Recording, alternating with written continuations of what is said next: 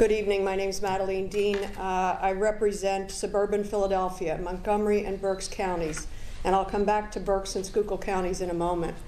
I serve on the Appropriations and Foreign Affairs Committee, so I was interested just a little bit in what is the United States government spending on this facility. I could not get numbers while we were in the facility. I looked it up online, and I concur with your numbers.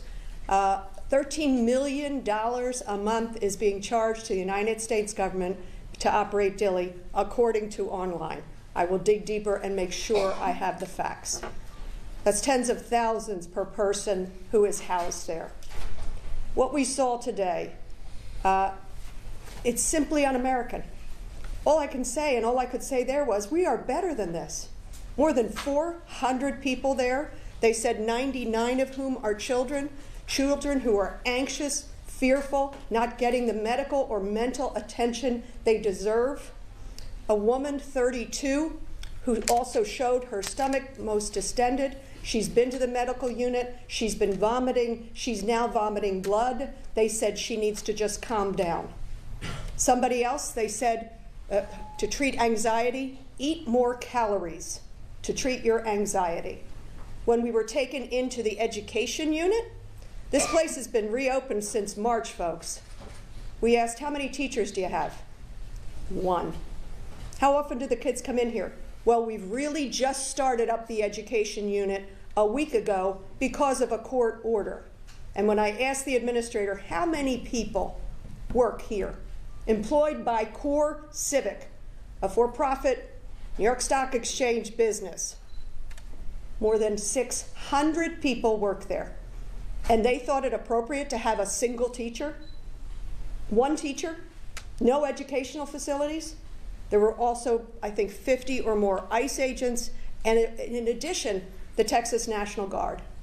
But the people who are there, they are fearful. They are from Russia, Egypt, Colombia, Honduras, Venezuela, other countries that I'm not even coming across right now. What we saw there was, actually the educational unit was a joke, but it's not funny. They literally had out on tables buckets for your crayons and paint. They were clean as a whistle because they were bought very, very recently.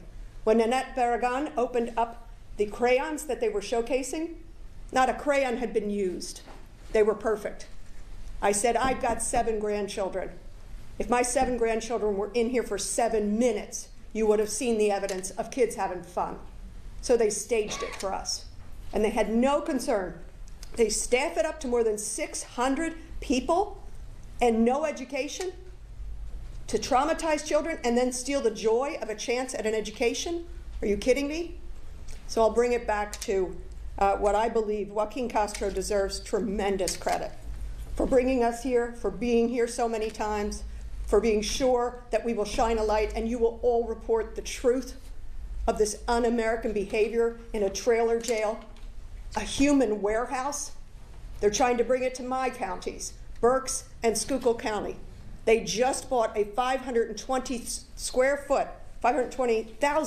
foot empty warehouse in Berks County that they want to use as a processing center. I said, not on my watch. You're not going to process human beings through here. It's another detention center. And hopefully my governor will stand, I know my governor will stand with us on that. What we saw was incredibly un-American. We have to stop this administration from the lawlessness. We didn't see the worst of the worst. We saw the sweetest of the sweetest. These children so fearful, wanting an education, missing their families, missing their moms, their sisters, their aunts, their cousins. What we saw is un-American, and it must be stopped. I thank Joaquin Castro. I thank my colleagues for the privilege of being in your company. And I thank you to the city of San Antonio for welcoming us here.